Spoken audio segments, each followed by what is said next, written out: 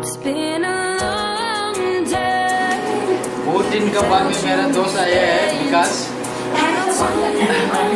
तो विकास बोलो आपका हाँ कहाँ से आया? वो जो है बहुत दिन का बाद, बहुत दिन का बाद, बहुत महीने के बाद आया हूँ। कितना अच्छा लग रहा है मेरे को, फैमिली का तरह चिकन देख सकते हैं आप, कितना सारा चिकन बना हुआ है यहाँ पे। आज सब चिकन खाने वाला है कॉर्नर में, कंपनी रोजाना देखने वाला है और कॉर्नर यहाँ पे कॉपरेशन करने वाला है। अभी आ रहा है मेरा चिकन मसाला कुकर से बना है चिकन बढ़िया बनाता है। एक्चुअली बताओ मेरा कोई दोस्त लोग पहचानते नहीं होगा विकास कहाँ का है, एक बार आप बोल सकते हैं आपका? मेरा नाम विकास है, लेकिन माधव है। मैं दार्जिलिंग से हूँ, ये चैनल पे काम करता हूँ।